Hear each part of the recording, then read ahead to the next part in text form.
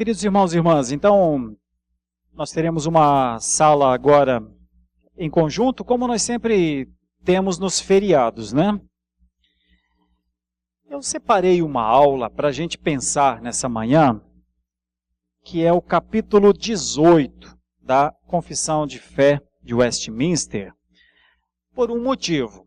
Nós somos uma igreja confessional, e a maneira de a igreja confessional viver a sua confessionalidade é de maneira dupla, eu diria. Então, em suas exposições e aulas, utilizando-se dos conceitos dos símbolos de fé, nossos símbolos de fé são a Confissão de Fé de Westminster, o Catecismo Maior de Westminster, e o Catecismo Menor de Westminster. E por que é que existem esses símbolos de fé? Eles existem para que alguns temas sejam estudados. Então, a Confissão de Fé tem muitos temas, 30 e poucos temas. E esses temas são temas que pairava dúvidas sobre esses temas. Então, precisa estudar melhor cada um destes assuntos. Então, a confissão de fé, ela é o estudo de assuntos com suas dúvidas, buscando na Escritura a explicação. Então, qual é a dúvida sobre a certeza da graça e da salvação? Né? Porque em 1649, na época em que as confissões foram elaboradas na Europa, não estava claro que o Senhor era o detentor da graça, que todas as coisas aconteciam mesmo, porque o Senhor era o Senhor de onde vinham todas as dádivas. Dúvidas. Por quê? Porque o sistema religioso da época enviesava esse entendimento e tornava o entendimento de que o ser humano, com as suas obras, agradava a Deus para a salvação. Então, a igreja dominante do século XVI, XV, XVI, afirmava categoricamente que se você apresentasse alguma coisa com sinceridade ao Senhor, era isso que determinava. Deus atenderia. Então não se levava tanto em consideração a soberania de Deus, o soberano que avalia todas as coisas, mas levava-se em consideração a intenção da pessoa. E então, para boas obras, se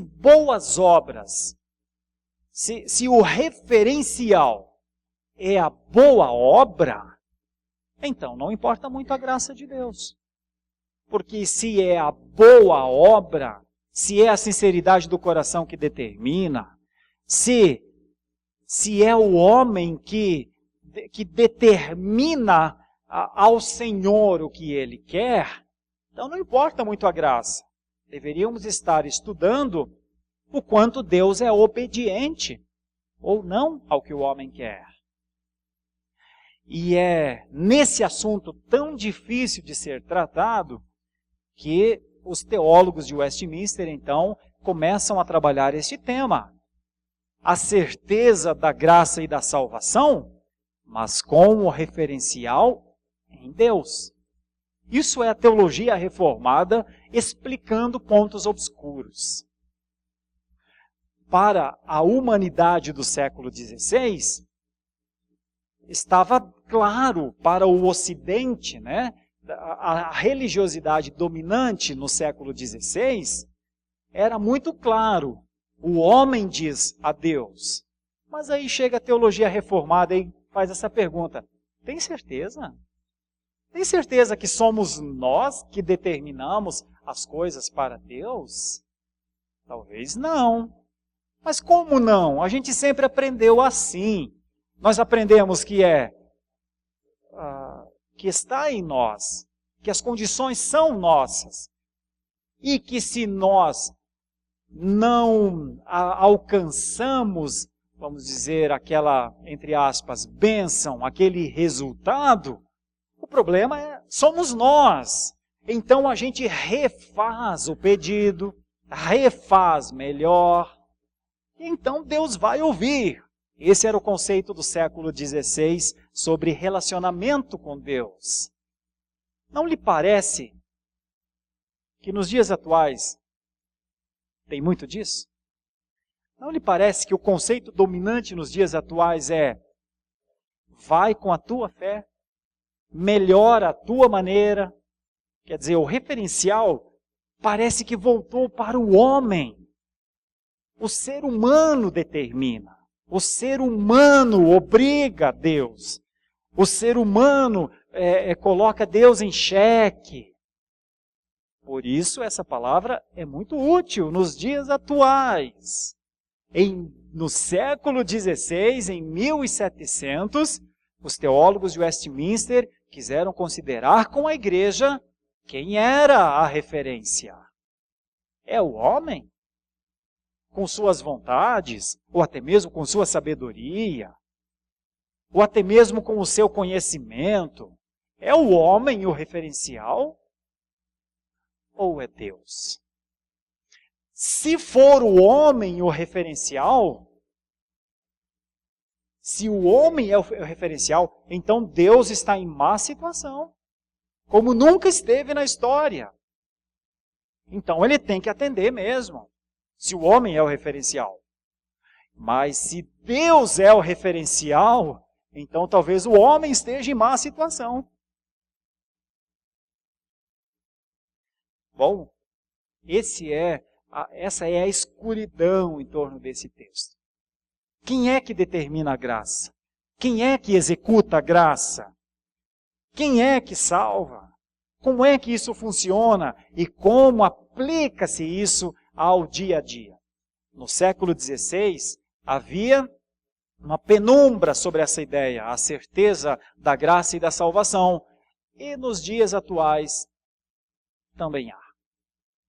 Então vamos estudar esse texto assim, tá bom? E nós vamos ler muitos textos bíblicos, alguns deles eu vou ler aqui, talvez peça para os irmãos lerem também. Como nós estamos gravando essa aula, temos alguma dificuldade na captação. Então, me permitam, eu lerei a maioria dos textos aqui para que a captação fique mais fácil, tá bem? Vamos lá, é o capítulo 18. Veja o que diz o capítulo 18. Já já você vai abrir a Bíblia aí em Deuteronômio. Se quiser, já pode abrir. Deuteronômio, capítulo 29, versículo 19. É o primeiro texto que nós leremos daqui a pouquinho. Mas veja o que diz.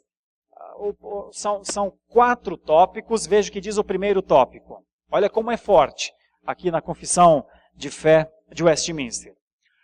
Ainda que os hipócritas e os outros não regenerados podem iludir-se vãmente com falsas esperanças e carnal presunção de se acharem no favor de Deus e em estado de salvação, esperança essa que perecerá. Veja só. Contudo, e então, esse contudo é uma espécie de, é uma expressão adversativa, explicativa, no caput aí do tópico. Contudo, veja, ele está falando daqueles que têm uma vã esperança e acham-se cristãos. Contudo, os que verdadeiramente creem no Senhor Jesus Cristo e o amam com sinceridade, procurando andar diante dele em toda a boa consciência, podem, nesta vida, certificar-se de se acharem em estado de graça e podem regozijar-se na esperança da glória de Deus. Nessa esperança que nunca os envergonhará. Vamos ler os textos primeiro, depois eu volto aqui para explicar isso melhor. Primeiro texto, então, Deuteronômio capítulo 29, é o 5º livro da Bíblia. Acha lá, por favor. Deuteronômio, capítulo 29, versículo 19. Mesmo que aparentemente percamos algum tempinho, mas é importante. 29, versículo 19. Está escrito assim: ninguém que, ouvindo as palavras dessa maldição, se abençoe no seu íntimo, dizendo: terei paz, ainda que ande na perversidade do meu coração, para acrescentar a sede à bebedice.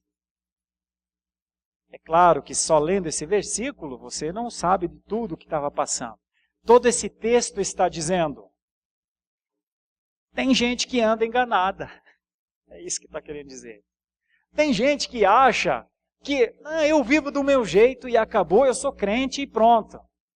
E o texto diz: isso é acrescentar a sede à bebedice. A sede se acrescenta água. É como se fosse assim, você não vai matar a sua sede com álcool.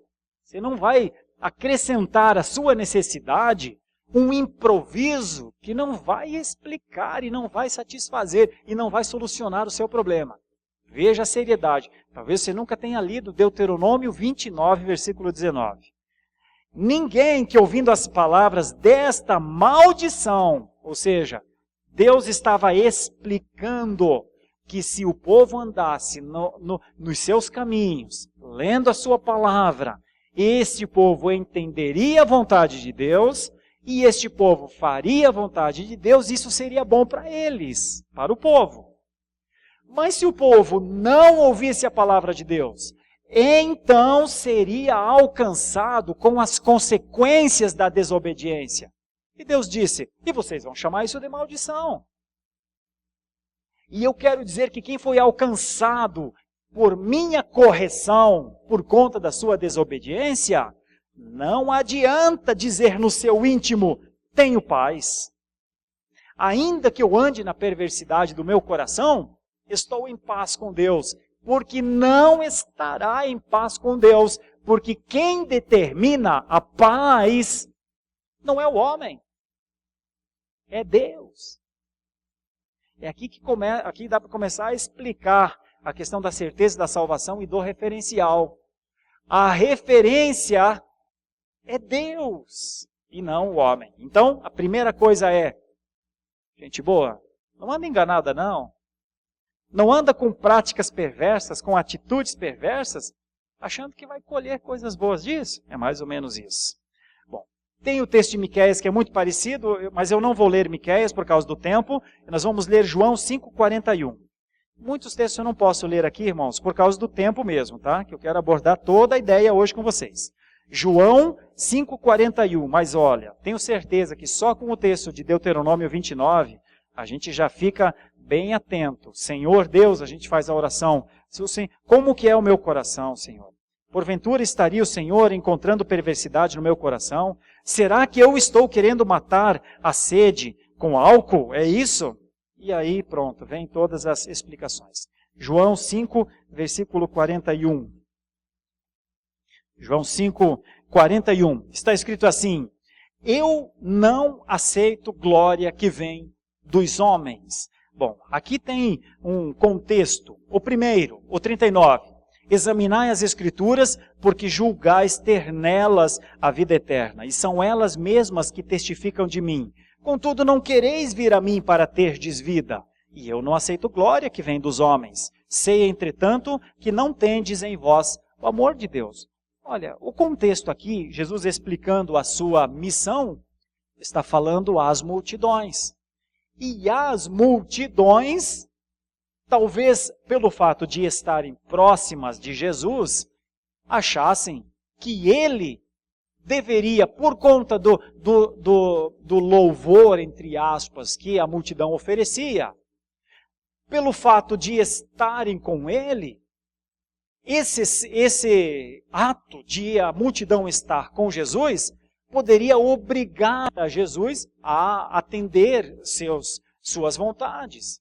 E Jesus se separa disso e fala: precisa examinar as Escrituras.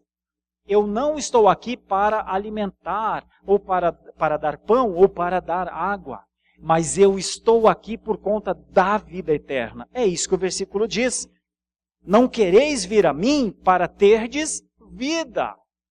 Talvez queiram vir a mim para se alimentarem do pão, mas para terem a vida, não. Novamente, ele diz, eu não aceito a glória que vem dos homens, porque a referência não é o homem. A glória de Jesus foi dada pelo seu Pai. Ele foi glorificado pelo Pai. Qual é a glória que ele precisa? Nenhuma. Mas às vezes, quem oferece a glória, acha que essa glória é o motivo para ser atendido. Vou tentar aplicar isso de uma maneira simples. É quando, muitas vezes, a gente ora confessando os nossos pecados no começo da oração e depois faz o pedido. Então é como se fosse, Senhor, eu me limpo dos meus pecados, e agora que eu estou limpo dos pecados, me atende. E essa é uma prática não muito santa. É isso que o texto está querendo dizer. Não aceito glória dos homens. Eu não preciso da glória dos homens, porque o eixo referencial não é a humanidade, mas é Deus. Tá? Então, essa é uma forma de a gente compreender o que é que Jesus diz com essas palavras. Veja o que Paulo diz em Romanos 5:2. Romanos capítulo 5, versículo 2. Também um texto importantíssimo sobre o eixo referencial, sobre a certeza da graça e da salvação. Onde está o eixo referencial? Onde está a base da graça e da salvação? Dos versículos 1 e 2. Romanos 5, 1 e 2. Justificados, pois, mediante a fé, é que temos paz com Deus, por meio de nosso Senhor Jesus Cristo, por intermédio de quem obtivemos igualmente acesso pela fé a esta graça na qual estamos firmes e gloriamo-nos na esperança da glória de Deus. Então, ninguém precisa ficar enganado. Vida de perversidade é vida de perversidade. É o oposto de santidade. Quem tem gosto pela vida na perversidade, siga na sua vida de perversidade, se assim o quiser. Mas não pense e se engane que obterá da parte de Deus um favor. Ora, como é que eu agrido a santidade de Deus e digo no meu coração, não, mas eu sou crente. Isso é uma loucura diante da palavra de Deus. Não cabe isso para a sã consciência. Não cabe para a lógica mínima da inteligência. Como é que eu e você chegamos para os nossos pais, desobedecemos frontalmente, não reconhecemos a paternidade, não reconhecemos, não os honramos, não cuidamos deles, até os amaldiçoamos, talvez.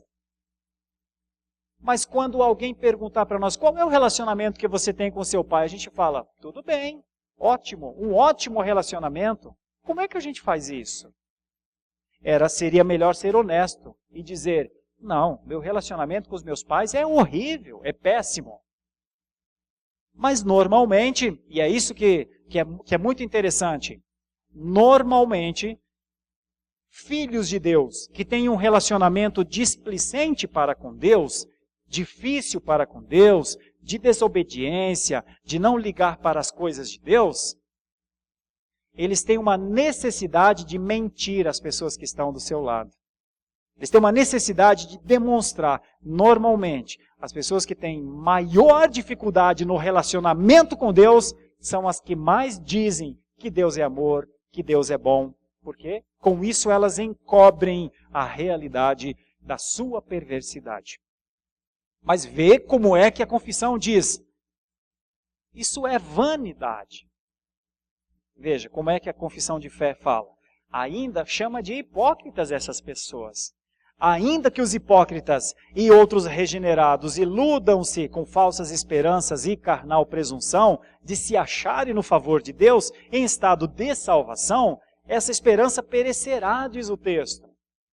E aí começa a falar dos que creem. Veja a beleza da construção aqui dos teólogos de Westminster, quando eles dizem o seguinte, os que creem e amam a Deus com sinceridade, e notem, procuram andar em toda boa consciência.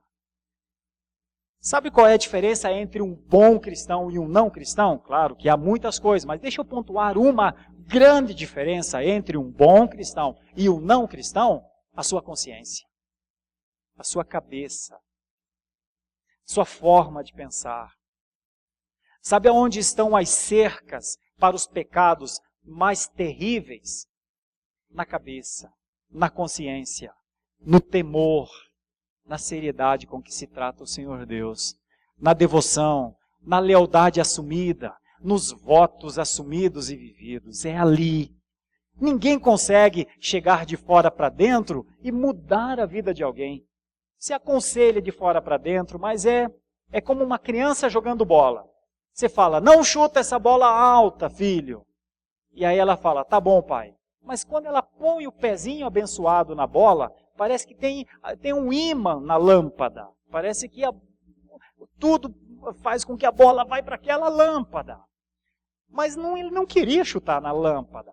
É que ou o pezinho é torto mesmo, nunca vai dar um bom jogador de futebol, ou porque às vezes tem dentro do seu coração a soberba e a arrogância de dizer, meu pai não sabe, eu sei jogar, todas essas coisas. E ele só vai aprender depois que a lâmpada quebrar. Me diz, se tem que ser assim. Ou seja, a criança pode até não ter consciência das coisas, mas o cristão tem que ter. Então, eu quero finalizar esse ponto, assim, enfatizando uma coisa. Cristão separado para a glória de Deus é cristão que a sua mente domina o seu coração. Cristão convicto da sua fé é cristão que a sua cabeça, o seu entendimento domina o seu coração. E não o coração domina a sua mente. Nos dias atuais, parece que bom cristão é o espontâneo, que o coração determina as coisas. Nunca foi assim na teologia reformada. E nunca será assim na igreja do Senhor Jesus Cristo. Então, a boa consciência. Esses que andam na boa consciência podem certificar-se de acharem em estado de graça. E esses que a sua consciência lhes dá esse entendimento. Mas vê só, o que é a consciência? A consciência analisa fatos. Como é que eu tenho andado? Como é que eu tenho vivido? Quanto tempo eu tenho me dedicado a meditar nas coisas do Senhor? Quanto eu tenho me doado a pessoas que precisam de mim? Como eu tenho honrado aos meus pais? Como eu tenho... Você percebe que tudo passa pelas Escrituras. A boa consciência não nos separa das Escrituras. Não é um achismo. O que prova a nossa consciência são as Escrituras. Por isso eu li esses textos. Deus disse, não se engane. Não se engane. Se quiser viver na perversidade, vai colher perversidade. E vai chamar isso de maldição. Só que eu não ligo. É isso que Deus diz para o povo. Sofrerá os danos. São as consequências dos pecados, meus irmãos. O perdão é dado, mas as consequências têm de ser pagas. Então essa é uma linha teológica muito séria. Deus diz, aqueles que vivem nessa boa consciência diante de Deus, podem regozijar-se, essa é uma expressão para viver uma vida feliz, uma vida de bem-aventurança, baseada na esperança da glória. Essa esperança nunca os envergonhará. Foi assim que os teólogos de Westminster entenderam essa primeira parte. Agora veja essa segunda parte. Alguém tem alguma dúvida sobre essa primeira parte? O eixo referencial? Que tem pessoas que podem achar que estão vivendo a vida que elas têm que viver, mas talvez na perversidade dos seus atos estejam fora e não deveriam ter tanta certeza de salvação. Porque se os seus atos, se as suas práticas não evidenciam uma santidade consciente, se é o coração que domina, Essas pessoas deveriam pensar sobre isso. Alguma dúvida? Tem isso, irmãos. A cada tópico, se alguém quiser, pode fazer a pergunta, nós temos o microfone e ele vai até onde você está. Então, vou para o segundo ponto. Esta certeza, está falando desse tópico aqui, finalzinho, né?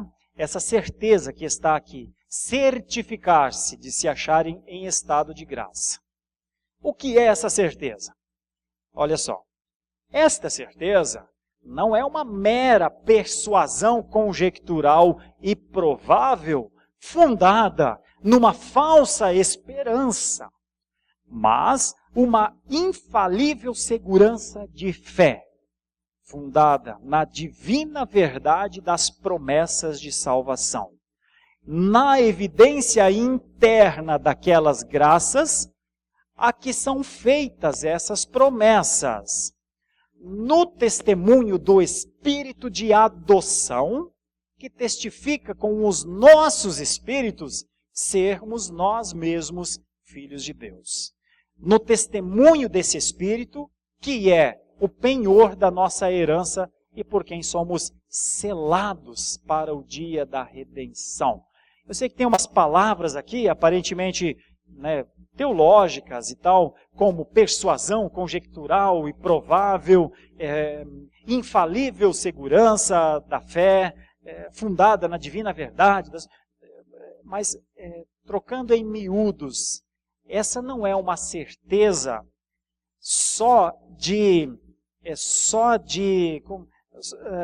não é uma certeza só, como se dissesse assim, olha, se a Bíblia diz que todo aquele que confessar o Senhor Jesus Cristo é salvo. E se eu confessar o Senhor Jesus Cristo, então estou salvo. Essa é uma ideia de falsa persuasão conjectural.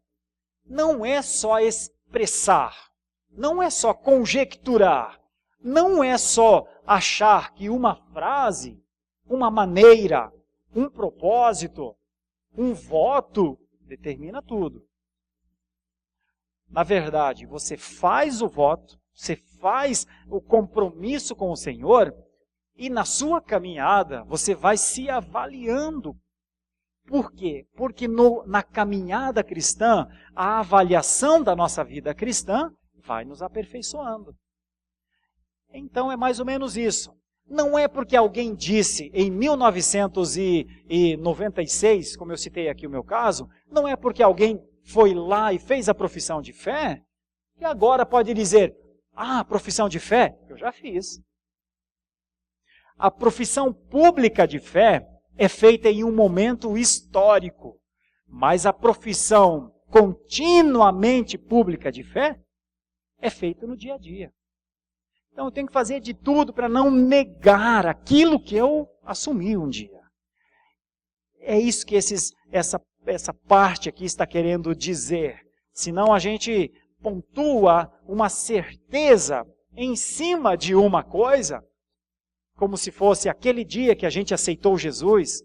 Eu sou crente porque um dia eu aceitei Jesus. Não, eu sou crente porque Deus me fez aceitar, entender e receber a Jesus Cristo naquele dia e depois tem me mantido durante todo esse tempo em santificação progressiva. Tem me mantido em adoração contínua. Nós não somos crentes porque um dia aceitamos a Jesus. Nós aceitamos Jesus porque um dia Ele nos fez crentes. E então nos fez crentes e nos sustenta.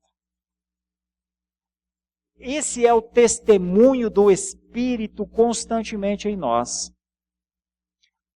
Um crente sabe que ele é crente. O Paul Washer um dia respondeu a um jovenzinho que dizia, eu não sei se eu sou bem crente. Aí ele disse, então vamos fazer uma prova. Faz o seguinte, você conhece a agenda de festas da tua cidade? Conheço.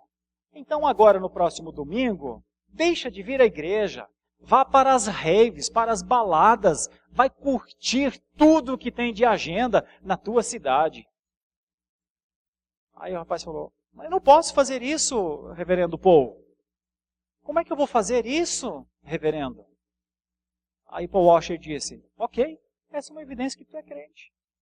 Você não pode mesmo fazer isso. Agora, não é estranho muitos fazerem com tanta naturalidade? Me permitam a liberdade da dúvida só. Provavelmente não sejam, ou possivelmente não sejam mesmo crentes. Eles fariam, se talvez para muitos da nossa geração, se eu dissesse, está liberado, faz o que quiser, rapaz, soltariam foguetes. Mas aquele jovenzinho disse, não, eu não posso fazer isso, Paul Washer. Por quê? Só porque é crente, irmãos. Tem coisas que são tão simples. Não tem meio. Não tem meio. É ou não é? Esse é o testemunho. Como é que eu vou fazer isso contra Deus? Como é que eu vou ofender a Deus? Como é que eu vou ofender ao meu Pai? Como é que eu vou viver na licenciosidade? Como é que eu vou viver na prática do pecado como se tudo bem? Como? Porque eu amo a Deus. Como é que eu vou ofendê-lo assim? Como é que eu vou tratar mal a minha esposa, que foi Ele que me deu? Como é que eu vou cometer um pecado contra o meu filho? Uma atrocidade contra o meu filho, se foi ele que me deu. Então, o testemunho do Espírito de adoção, ele testifica em nós o que é o penhor da herança, o que é o selo, o que é a marca. É isso que... Agora vamos pensar aqui em alguns textos para nos ajudar. Tem muitos textos sempre. Eu vou começar com o de 1 de Pedro. Abra, por favor, no texto de Pedro. 1 de Pedro 1, 4 e 5. 1 de Pedro 1, versículos 4 e 5. Como é que funciona essa questão do eixo referencial? 1 de Pedro 1, 4 e 5. Eu vou ler o 3, que ajuda. Bendito o Deus e Pai de nosso Senhor Jesus Cristo, que segundo a sua muita misericórdia, nos regenerou para uma viva esperança, mediante a ressurreição de Jesus Cristo dentre os mortos. Aí vem a questão da herança. Para uma herança incorruptível, sem mácula, imarcessível, reservada nos céus para vós outros, que sois guardados pelo poder de Deus, mediante a fé, para a salvação preparada para revelar-se no último dia. A ênfase que eu quero dar aqui é o mediante a fé. O que é o mediante a fé? A fé é é um benefício que Deus nos dá. Deus coloca a fé em nós. E conforme a fé que Ele nos dá, nós a usamos. Então Deus dá fé para o povo viver. E quando nós nos encontrarmos em má situação, e muitos dos discípulos estiveram nessa situação, Jesus disse, vocês precisam pedir ao Senhor. Onde está a vossa fé? Peçam a Deus. É assim que funciona. Tudo é mediante a fé. Só que a fé começa com a oração. Alguns acham que a fé é uma coisa totalmente espontânea. Mas por que é que Jesus ensinou que pedisse fé? Por que é que Jesus ensinou que se buscasse, que o Senhor nos enchesse do Espírito? Ora, porque é isso que Ele quer de nós. Alguém pode até questionar, por que é que Ele quer que eu ore? Ok, discuta isso com Deus.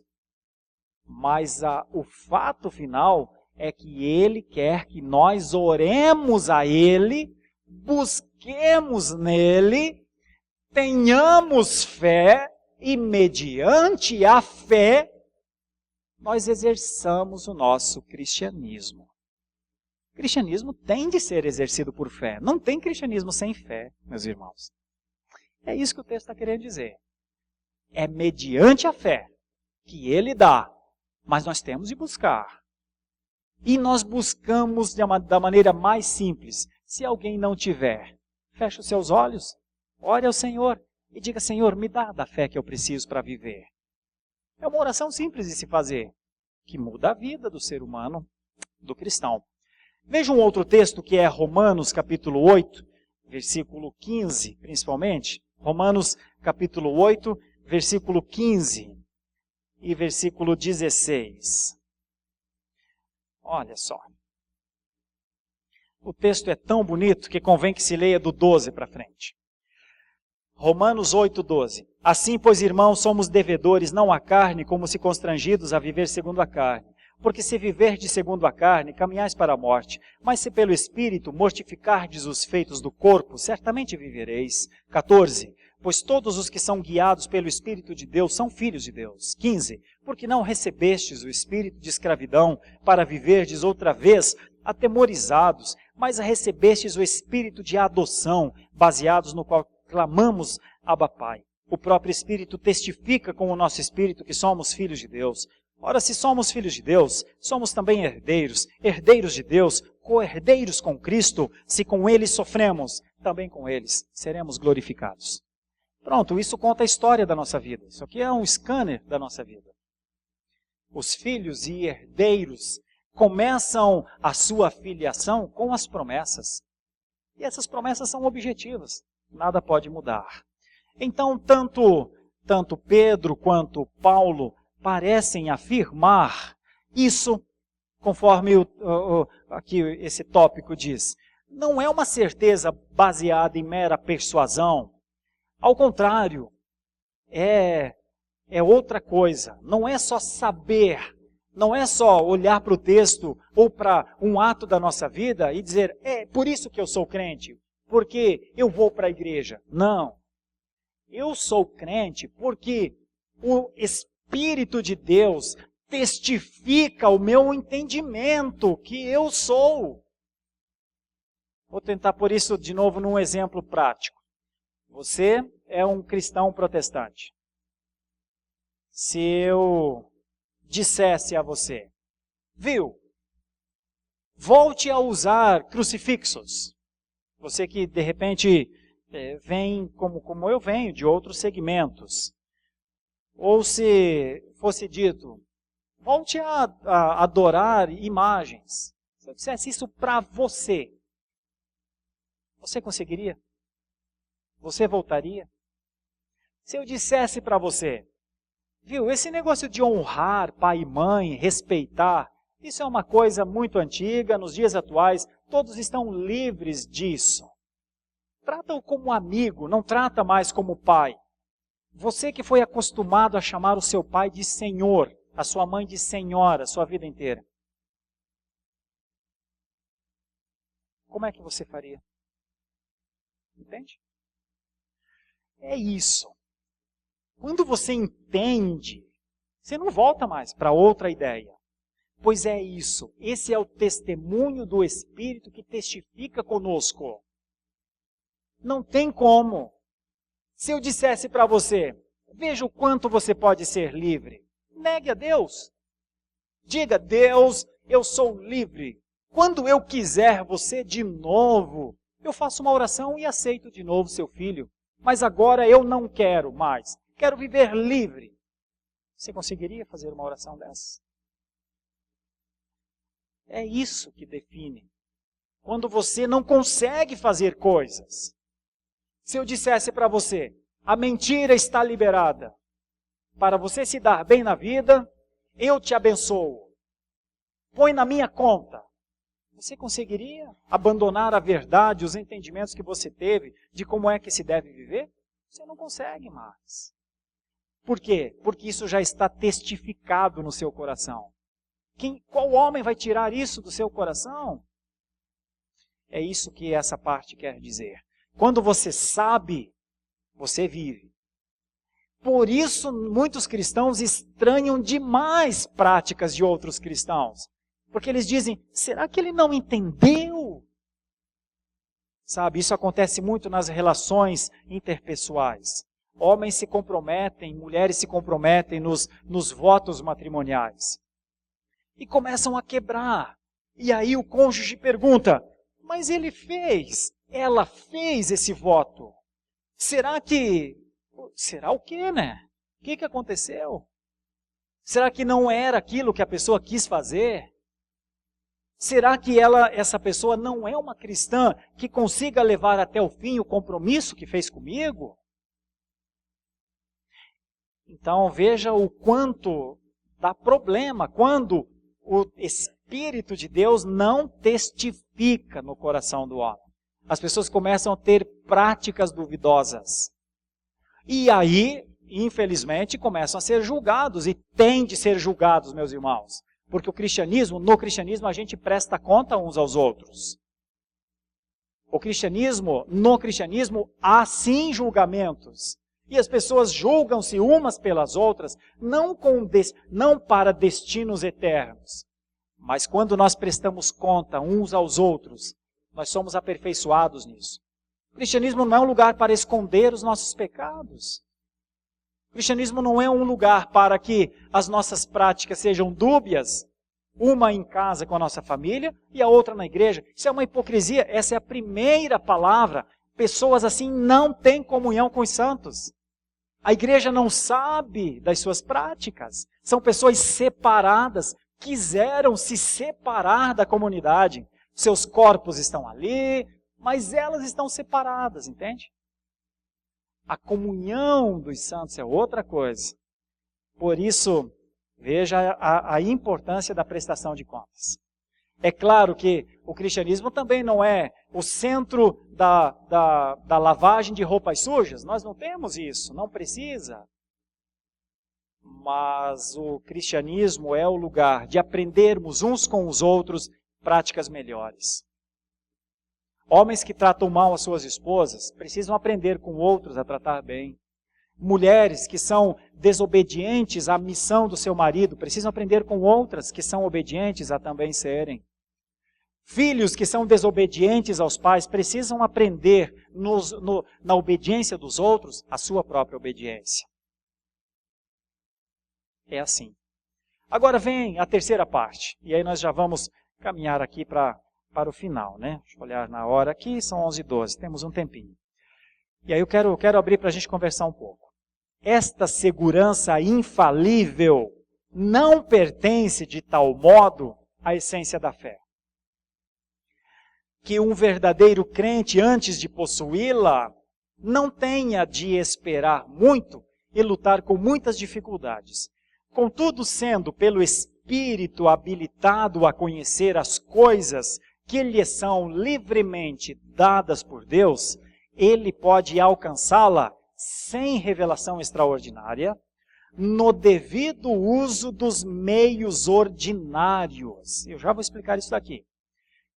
É, pois, dever de todo fiel fazer toda a diligência para tornar certas a sua vocação e eleição, a fim de que por esse modo seja o seu coração no Espírito confirmado em paz e gozo, em amor e gratidão para com Deus, em firmeza e alegria nos deveres da obediência, que são os frutos próprios desta segurança. Este privilégio está, pois, muito longe de predispor os homens à negligência. Do que é que eles estão trabalhando? No que é que eles estão trabalhando? Eles estão trabalhando numa possível segurança que as pessoas têm de dizer, de novo, eles voltam àquela ideia que se muito se esforçar, pode se conseguir. No entanto, eles dizem uma coisa que nos dias atuais, tem uma coisa que nos ajuda a entender, a chamada habilitação. Quando a gente vai fazer um curso em alguma coisa, e a gente paga a inscrição, então nos dão uma senha. A senha é a habilitação que a gente tem. Quando nós queremos aprender, quando nós queremos dirigir um carro, então nós vamos, fazemos o curso e tal, e ao final nos é dada uma habilitação, que é a carteira, para que nós possamos pegar aquele carro e dirigir. Essa é a ideia. Nos é dado do Senhor a habilitação para conhecer coisas que são da livre graça de Deus. Esse operar, nós devemos estar atentos. Senhor, quando é que eu passei a entender? Como é que eu passei a conhecer as coisas da fé? Senhor, o quanto eu já conheço das coisas da fé? A habilitação para entender, para conhecer, não é alcançada por esforço próprio. é da graça. Por isso não são revelações extras. É o que os teólogos falaram. Ao contrário, veja como é que eles vão desenvolver. Sempre eles explicam o que não é e depois explicam o que é. Na verdade, quando é que nós descobrimos que fomos habilitados por Deus para entender as coisas maiores dele? Quando nós olhamos para a nossa vida e nos vemos cumpridores das promessas. Quando olhamos para a nossa vida e percebemos, não minto, não ofendo. Olha, tenho orado por paciência e Deus tem me dado. Olha, tenho orado ao Senhor para que Ele, por sua graça, me dê um emprego, alguma coisa melhor. Mas agora que recebi esse emprego melhor, essa graça melhor, agora, como gratidão ao Senhor, vou me dedicar mais a alguma coisa que o Senhor requeira de mim. Essas coisas mostram o aperfeiçoamento na mente. Não são as outras pessoas, mas a gente sabe. Olha, você dá uma ordem para o seu filho, uma orientação, e ele obedece. Fala, olha, que bom. Você pensa, olha, que bom, ele está obedecendo. Por quê? Porque provavelmente tenha entendido, eu estou educando bem meu filho. Senhor, muito obrigado por poder educar bem os meus filhos, e muito obrigado por vê-los educados. Quando você vê o seu filho estudando, se dedicando, você pensa, olha, está entendendo, eu estou ensinando os meus filhos no caminho que eles devem andar, e eles estão entendendo. Quando você vê um filho a receber uma ligação nas madrugadas para fazer alguma doidice, e ele fala, não, estou em casa, não, estou com a minha família. Aí você fala, olha, é assim que é. É isso que é, diligentemente, você vai confirmando a vocação e a eleição. Tendo o seu coração tomado de uma paz, de um gozo, de amor, de gratidão, de firmeza, de alegria, nos deveres da obediência. Eu vou continuar a educar o meu filho, eu vou continuar a ter uma vida devocional com a minha esposa, eu vou continuar a viver em amizade com os meus irmãos, porque eu tenho visto a graça de Deus na minha vida. É isso que é a confirmação. Então não é uma coisa que a gente se ilude, é assim, eu sou crente, ninguém mexe comigo, eu que sei, ninguém me julgue. Irmãos, isso são cada bobagem para tentar blindar o que é imblindável. Irmãos, quando nos conhecemos, sabemos tudo uns dos outros. Mesmo que se você não quiser que essa igreja saiba do seu dia a dia, você tem que ir embora. Porque não tem mais o que fazer, já aconteceu, já foi. Todos nós sabemos uns dos outros. Todos nós sabemos nosso jeito de cortar cabelo, nosso jeito de se vestir, nosso horário de chegar, nosso horário de sair, nosso timbre de voz, quando estamos felizes, quando não estamos felizes. Irmãos, que muro a gente coloca entre nós? É porque o Espírito rompe esses muros, irmãos. E é uma beleza isso, é uma graça, é gostoso isso. Por isso que a gente vive em comunhão que o Espírito proporciona. Alguns ainda tentam, não, deixa eu ficar aqui no cantinho, deixa eu ficar aqui separadinho, mas aí já vai alguém e pega e toma e puxa para o meio. Irmãos, não tem jeito de se ausentar daquilo para o qual nós fomos chamados para viver. Essa é a beleza da caminhada cristã. Por quê? Porque o eixo referencial não somos nós. O eixo referencial da comunhão é Deus. O eixo referencial da graça é Deus. O eixo referencial da salvação é Deus. Agora agora é viver. Essa última parte, eu acho uma das coisas, a penúltima parte, na verdade, eu acho uma das coisas mais magníficas. Só que é palavra nova. A maioria das igrejas não entende isso. Mas deixa eu lhe explicar. Em firmeza e alegria nos deveres da obediência, que são os frutos próprios dessa segurança. Quer conhecer um cristão seguro, um cristão maduro? É um cristão que ouve a palavra do Senhor e a obedece. Essa é a expressão da sua segurança. Essa é a demonstração da sua segurança. O inseguro não obedecerá à palavra de Deus. Ele criará a sua palavra.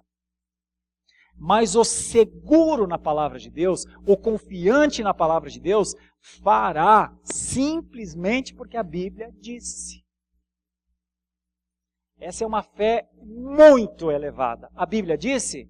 É assim. A Bíblia diz, não te assenta no conselho dos ímpios. Lá no Salmo 1, bem-aventurado o homem que não se assenta na roda dos escarnecedores. Ou seja, a Bíblia diz, é feliz o homem que não se senta em rodas de piadas infames. É feliz o homem que não se assenta na roda de pessoas que não tem nada de bom para falar. Bom, então o cristão diz, por que eu vou me sentar lá? Para quê? O que eu quero para a minha vida? E então ele não se senta lá. Percebe? É isso que o texto está dizendo. É isso que é a obediência na vida. Aí o cristão vê uma pessoa em necessidade. Ele vai dizer, Deus te abençoe? Como é que ele vai dizer, Deus te abençoe, se a palavra nos mostra que os necessitados são, entre outras coisas, o privilégio que os cristãos têm para exercerem as suas virtudes? Então eu vou dizer, vai com Deus? Mas que Deus? O Deus que trouxe essa pessoa de estômago vazio, ou sem roupa, ou sem alguma condição. O Deus que trouxe essa pessoa para perto de mim, é com este Deus que eu estou mandando a pessoa embora vazia, sozinha, decepcionada? Como é? Como assim? Então a obediência, ela é um fruto da segurança. E a insegurança produz a desobediência. Alguns textos aqui para nos ajudar, e aí nós abrimos para conversar um pouquinho. Vamos abrir na primeira carta de João, capítulo 5, versículo 13, é um texto conhecido. 1 de João, no Novo Testamento, no finalzinho quase da Bíblia, 1 de João 5, 1 de João 5, versículo 13. Estas coisas vos escrevi, a fim de saberdes que tendes a vida eterna, a vós outros que credes em o nome do Filho de Deus. É porque no comecinho, tem essa questão da habilitação. Então, se você foi habilitado, então ele diz, olha, eu escrevi para que vocês saibam, a ideia da palavra saber aqui é compreendam intimamente que a vida eterna já é de vocês e que ninguém pode tirar. Veja 1 aos Coríntios, capítulo 12. 1 aos Coríntios, capítulo 12. 2. 1 aos Coríntios 2. Versículo 12. 1 aos Coríntios 2, versículo 12. Ora, nós não temos recebido o Espírito do mundo, e sim o Espírito que vem de Deus, para que conheçamos o que por Deus nos foi dado gratuitamente. Então, é o eixo referencial voltando para o que dá. A graça vem de Deus. E a salvação vem de Deus. Por isso a certeza da salvação vem de Deus. Por isso a certeza de que andamos por graça vem de Deus. Hebreus capítulo 6, versículos 11 e 12 é o nosso último texto. Hebreus capítulo 6, versículos 11 e 12. Hebreus 6. Escolhi esse texto porque ele funciona como uma aplicação também. Hebreus capítulo 6, os versículos 11 e 12. Desejamos, porém, continue cada um de vós mostrando até ao fim a mesma diligência para a plena certeza da esperança, para que não vos torneis indolentes, mas imitadores daqueles que pela fé e pela longanimidade herdam as promessas. Um dia eu disse aqui, aliás, digo isso ao longo de 6 anos, né? Tudo que cada um de nós viveu antes da fé, jamais será objeto de juízo, julgamento do ponto de vista do direito. Por exemplo, Paulo era um perseguidor da igreja. Em determinado momento ele disse, vocês querem saber o que eu era antes? Eu era um insolente, eu era um indolente, né? Então pronto, o que vem antes da fé, ninguém tem o direito, ninguém precisa falar nada. Algumas pessoas acham que tem que ficar fazendo todas as revelações do mundo do que viveram antes de conhecer a fé. Isso é uma desnecessidade. Ninguém precisa fazer isso. Você já fez isso para Deus, você já confessou ao Senhor, você confessou o Senhor como o Senhor Jesus Cristo como seu Senhor e Salvador, você confessou os seus pecados, está perdoado, ninguém mais precisa perdoar você de nada. Não importa se você foi assassino, adúltero, se você foi... o que você tenha sido. Nada. Você está limpo, lavado, pronto. Tudo é novo. Foi feita uma nova criatura em você. As consequências daquela vida são tuas, cada um tem as suas. Mas ninguém tem o direito de avançar para 1 milímetro. Nada. Que é do passado, antes da salvação, é uma coisa de cada um com Deus e está tudo resolvido. Só que quando nós fomos alcançados, a partir daí, nós passamos a viver como membros de um corpo. Então a nossa vida passa a nem ser mais nossa. Agora ela é dirigida pelo cabeça, que é Jesus. E então nós não nos preocupamos mais só com a nossa vida, como nos preocupávamos antes. Agora nós nos preocupamos com a vida de Cristo, porque nós estamos no corpo. E todas as nossas ações precisam priorizar a saúde do corpo. É isso que faz cristãos melhores e cristãos não tão bons. Quando muitos querem viver seus ministérios solos de cristianismo. Nós somos membros uns dos outros. Gostemos ou não. Nós somos irmãos da mesma linhagem de fé. Gostemos ou não. Deus nos colocou no mesmo barco para a gente andar. A quem importa, quem quer, quem tem o direito de furar o barco, que todos estamos dentro? Ninguém. Por quê? Porque Deus nos encaminhou para a sua glória, para sermos o seu povo, para que o adoremos, para que vivamos em comunhão e para que demos testemunho ao mundo. Essa é a nossa vida. Essa é a nossa comunhão. Essa é a graça de Deus no nosso meio. E aí nós temos de conviver nos esforçando para sermos luz, bênção uns aos outros. E não viver na expectativa de querer a bênção do outro. Mas ao vivermos as virtudes, pessoas se alimentarão de coisas boas em nós. Acredite, quando se faz um piquenique, que todo mundo leva um pouco, sempre sobra comida. É assim. Então, bem-vindo a esse tipo de vida. Igreja é casa da avó, igreja é local de encontro, de verdade, de sinceridade, de alegria, de gratidão, de prazer na comunhão. Igreja é lugar para querer ficar mais e não querer chegar num minuto e sair no segundo. Igreja é lugar para amizades, igreja é lugar para os nossos adolescentes, nossos jovens escolherem suas namoradas, suas esposas. Igreja é lugar para que nós aprendamos com os mais velhos.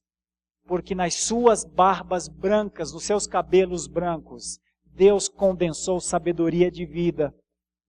Por que é que eu vou querer encontrar isso em outros lugares se Deus me proporcionou tudo isso? Pense nisso quando você pensar em falar de igreja para os seus filhos. Pense no que é a graça da comunhão que Deus nos proporcionou. Pense o seu filho, sua filha andando nos caminhos da fé, porque hoje você anda nele. Abro para perguntas, para sugestões. Temos um tempinho ainda, tocou um sinal só, até o segundo sinal. O microfone está liberado. O que você acha disso? Alguém gostaria de contribuir? Às vezes, de repente, não é pergunta. Eliabe, aqui a nossa esquerda.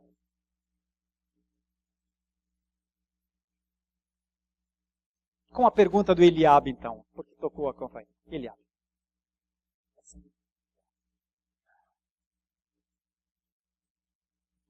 Som.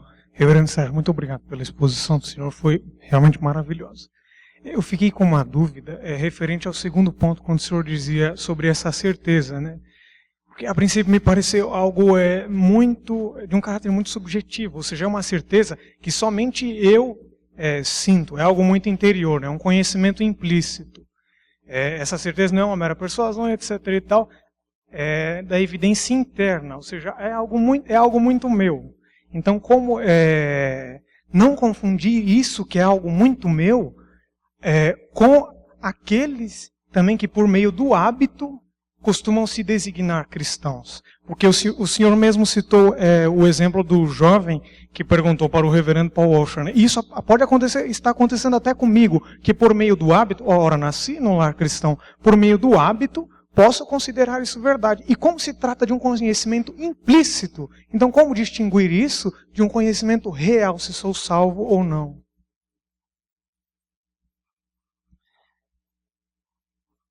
Talvez nos dias atuais isso exija realmente uma busca maior do que há muito tempo atrás. Eu vou primeiro falar de um tempo atrás. Houve um tempo que era muito evidente a separação entre cristãos e não cristãos. Não cristãos não iam à igreja, não tinham como é que era antigamente? A social, chamava social no sábado à noite, aquele encontro em que os jovens faziam aquela social. Os não cristãos, eles viviam outro tipo de vida. Mas os cristãos iam para a igreja, faziam as esquetes, e eles viviam aquilo. E então eles tinham a prática de, com a sua Bíblia embaixo do braço, irem para a igreja e sofriam o escárnio, assim, a acusação, lá vai mais um crente, né? Às vezes na sua forma de se vestir, tudo isso. Lá atrás, ficava mais fácil uns se fortalecerem aos outros quando se vissem andando com Bíblia. A gente está indo para a igreja porque a gente é crente. Oh, que bom que você está aqui nesse sábado à noite, porque nós somos cristãos. Então, ficava mais claro do ponto de vista da evidência pública, né? Hoje, isso está um pouco perturbado, porque nós não temos esse apoio, esse testemunho público. E é aí que está a dificuldade, então, penso, Eliabe. A maneira que nós temos para romper com essa subjetividade é na convivência. É nos deixarmos livres para que as pessoas nos conheçam. É não nos esconder uns dos outros. É não viver um cristianismo de gato e rato. É não viver um cristianismo assim de, não pisa no meu pé porque eu sou muito nervoso. É assim, olha, eu preciso tratar o meu domínio próprio. Então pisa no meu pé. Porque aí, o fato de você até me fazer algum mal, desenvolverá em mim uma possibilidade de aperfeiçoamento. Eu tenho que ter mais paciência com as pessoas, eu tenho que exercitar o perdão. Olha, e é nesse ponto então que deixa de ser tão subjetivo e passa a ser objetivo. O cristianismo é uma convivência objetiva. Nós não somos pessoas aqui que estamos escondendo segredos umas das outras. Ou seja, nossa vida precisa ser livros expostos. Nossa vida cristã. De novo, eu insisto nisso porque alguns amam fazer trabalho de Sherlock Holmes. Não é disso que eu estou falando. Não é pesquisa, querer descobrir o que o outro tem, faz. Pelo amor de Deus. Bom, primeiro, essas pessoas já dão uma demonstração de que provavelmente um dia não permanecerão. Certamente, muitos não permanecerão, porque não conseguem viver o cristianismo da comunhão, o cristianismo da pureza espiritual. E não conseguirão conviver com as pessoas, dirão que os outros são os culpados, e se olharmos para a história, centenas foram embora dessa igreja por isso, e continuarão a ir. A confissão de fé diz que, a despeito dessas práticas, existe uma certeza de graça e de salvação proporcionada por Deus que mantém a sua família unida. Ok? E isso é objetivo. É no dia a dia conversando, aprendendo e ensinando. Irmãos, preciso encerrar, tá? Deus nos dê graça. Vamos orar a Deus, uma oração final. E vamos para as nossas casas. Levemos essas reflexões, que Deus nos dê graça e o seu Espírito aplique o que a palavra de Deus quer aplicar. O que for de homem, que não fique no seu coração. E o que for da palavra de Deus, que não saia da sua vida. Senhor amado, muito obrigado por este momento. Nós já oramos por muitas coisas e agora eu oro para que o teu Espírito aplique aos nossos corações o que o Senhor quer nos ensinar sobre comunhão, certeza da graça e da salvação. É a nossa oração com perdão dos nossos pecados, em nome de Jesus. Amém e amém.